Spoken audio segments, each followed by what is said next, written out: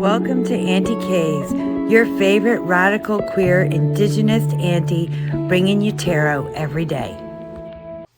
Hello everyone, and welcome to Auntie K's. We're sitting here in my kitchen. It's beautiful outside. I've had quite a lovely day, really, and I've enjoyed some VRs yesterday and today from what I think in English is translated as the Modern Femme Journal of Steph. And I can't pronounce it in French. Yes, I live in so-called Canada. I'm not even sure if it's in French. I can't pronounce whatever language it's in. I've only learned one colonial language. That's enough for me. I'm working on learning my people's language and the language of those nations around me. So there we go. But I really enjoyed the series. I started with Julie's from Peekaboorose and then went and found the original by Steph and then also by Tarot Map. And I enjoyed them. Now, Steph said over and over, these are for fun. It's just the key words. It doesn't, totally express who that sign is. You're more than just your sun sign. So covered all of that. So on the theme that it's just for fun, I'm not sticking to any of the rules. 4 times I chose 2 decks. And also, I was just having fun and ended up not using the keywords, but my own, what I had to say about those signs. In keeping with fun, they aren't like any more deep and insightful than a couple keywords, but I'm a Gemini. I excel in key sentences and paragraphs. So I'm doing this in fun. I'm taking the concept of just a small snippet of that sign and having fun with it and doing the deck, and I'm not following the rules, and so many of you tried to stay within the confines of them, and that's cool. I'm disqualified, playing in the sandbox beside y'all, but in my mind, I'm joining yous. All right, so I chose them all thinking about what the card faces look like, but after I did, and I put them in order, and you see this on one side or the other, a picture of the cards, and there's a tonal theme going on. So putting them in order, Aries, Taurus, Gemini, Cancer, etc., meant that we have fire signs, earth signs, air signs, water signs. You can see the water signs I chose 2 decks for all of them. Why? I guess being a Gemini with so much fire in my chart, I find maybe a struggle to relate to water sign energy at times, and so was confused and picked 2. Who knows? Capricorn also 2. But I had fun, so please join me, like, comment, and subscribe. Also check out my Discord and my Patreon, and you'll get to see the stuff I'm working on. You can also check out my Linktree if you are interested in booking readings, tarot party, which happens once a month, or tarot journaling mentoring chat, where we get together once a week on Zoom on Sundays and talk about our tarot journals, and we mentor through the readings and the cards you've had that week in the main messages. All right, let's get it. So for Aries, I wrote, let me show you I got this shit, and chose Le Tarot Archetypal. It's bold and fiery. Look, we came right off with the sun, just like Aries. And, there's no bullshit. There's no space for bullshit. And, Aries is like, don't come at me, the most immature sign in the deck, in the astrology, of the 12 signs. And they're going to be like, let me show you I got this. I'm not starting at the beginning. I'm going to jump in and make my very first tarot deck ever with Tarot Archetypal. That is Aries energy. And, there's a bit of every sign in our charts. And that's why we If you have at least 12 decks, you might be able to find one for each sign. So this is my Aries deck. And I thought that was a great choice. On to Taurus. Taurus. Our earth mothers, our animal speakers, our woodland spirits. I chose the Gentle Tarot. I mean, this deck is earthy and soft and gentle. And, you know, it also can hit like a hurricane or a lightning strike if needed. It has the guidance of animals and wisdom keepers. And it just feels like a really, really Taurus energy to me. So I chose the Gentle Tarot for this. So on to Gemini. Now Steph chose Moon Baby Magic for Gemini by Angela Mary Magic. And it is a pretty Gemini deck. It is. I had it. I got it. I gifted it to a friend.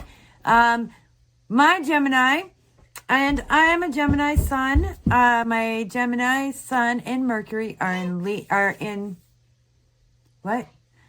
My Gemini sun and Mercury are in the 11th house. And I'll tell you something about Geminis.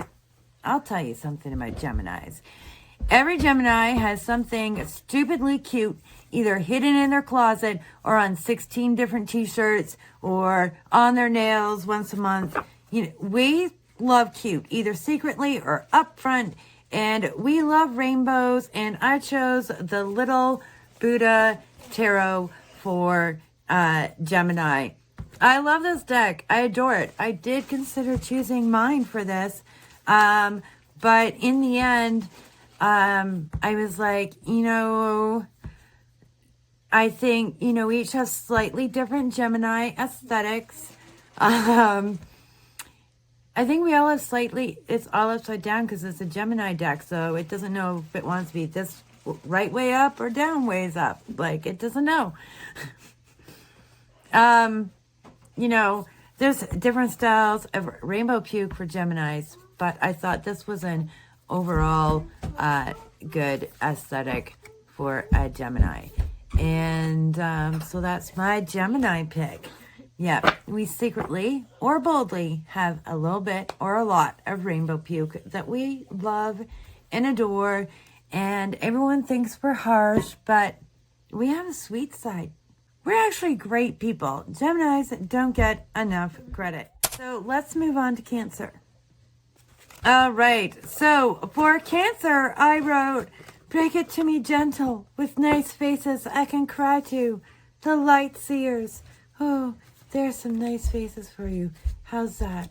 Are you okay, Cancer? Can you handle the news, Cancer? Oh, no, you can't. Oh, you're not sure? Okay.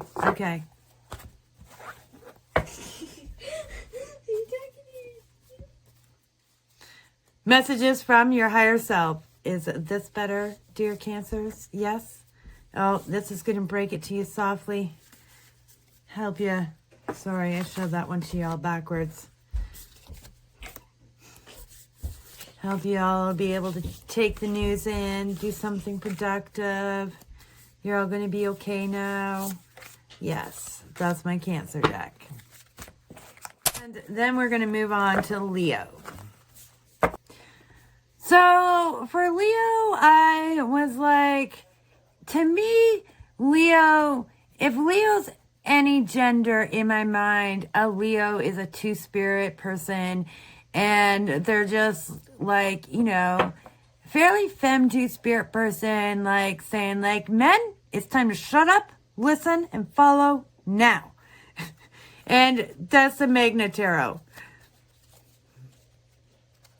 That is the Magna Tarot with our two-spirit folks, you know, taking over, breaking gender norms, and leading the way with confidence. Obviously, that version of a Leo is a very healthy two-spirit person who's overcome or not had to overcome as many traumas which I realize is few and far between. But a lot of them get there anyway. So this is my Leo deck. I think the colors, you know, there is like a color theme to each suit, but combined with the backs, there's this like, you know, there's just this energy and there's some fire. That's mine. And I sort of have this feeling that's the one people least get, but that's my Leo. For Virgos, you know, Virgo is Little Miss Practical, right to the point, health concerned. They're the head nurse. They are the kid who's got Band-Aids ready to bandage up all their friends. They're also on the dark side, could be the hypochondriac, the, you know, person who's all into, you know, supplements this and supplements that, or some guru cult leader. All those things. A wide-ranging spectrum are Virgos. I chose energy archaeology. This was a good Virgo deck for me. And whether it's spiritual healing or completely losing in some mercurial deep dive that became hypochondria, this energy archaeology is my Virgo deck. Sorry for half of it being upside down. All right. And we have our Libras, baby. I chose the Next World Tarot. They're seeking justice. And, you know, this is maybe a slightly more rebellious Leo or Libra, like my Libra that I got at home, who's not at home because they're doing land back stuff. But yeah, so for seeking justice, like a Libra, I picked the Next World Tarot. My Scorpios, those Scorpios, they're beautiful, they're sexy, they are kind of witchy, so I chose the Wild Witch Oracle, the rulers of the witchy season, the Scorpios. And so we have the Wild Witch Oracle for their witchy side.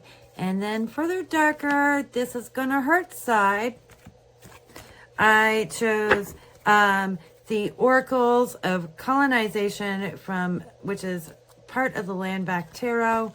And so this is for the It Might Hurt side of Scorpio. Yeah.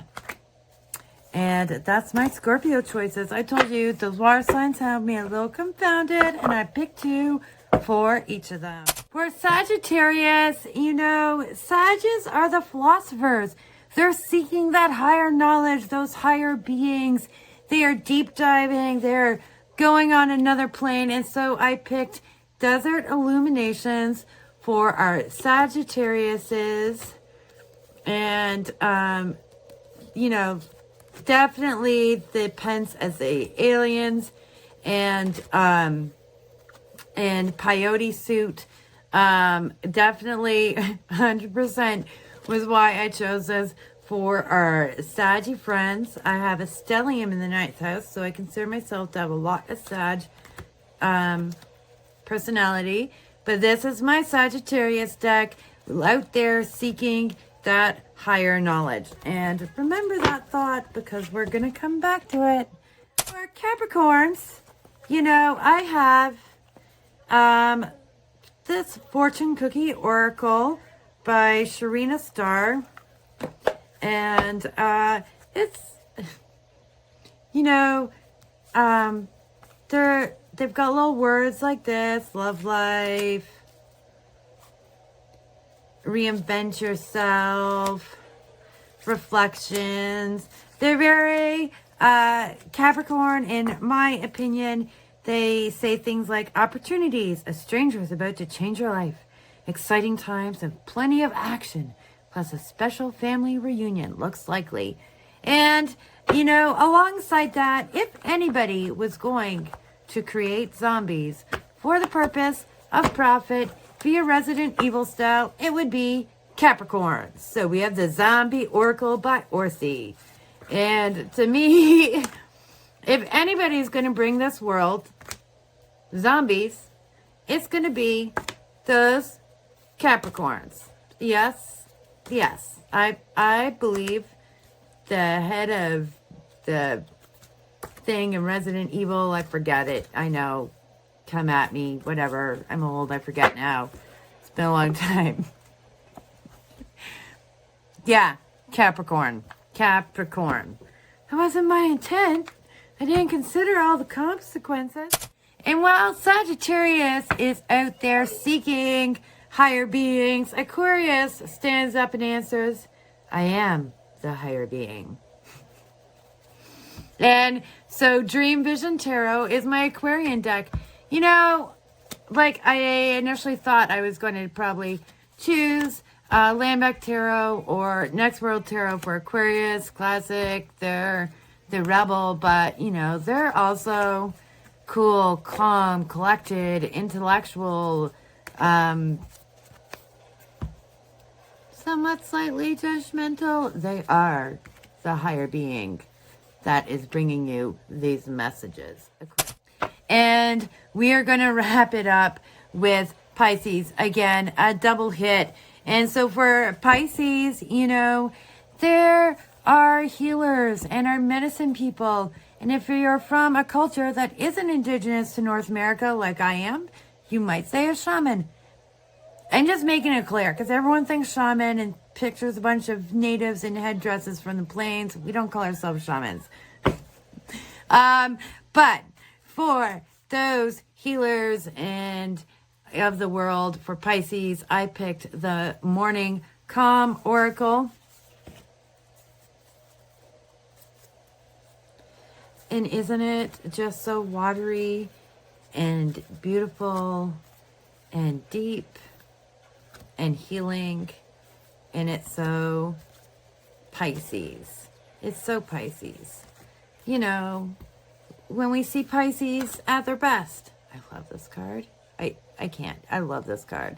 When we see Pisces at their best, they are the Morning Calm Oracle.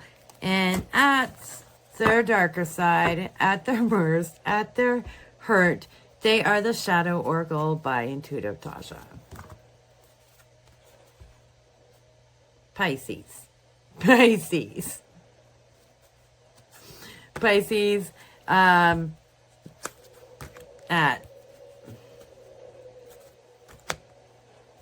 their, in their dark places. And those are my choices for this tag.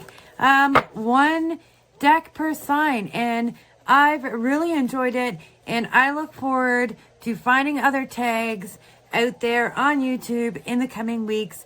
I will see you all around, folks. Like, comment, and subscribe. Check out my Discord and my Patreon and all the other VRs.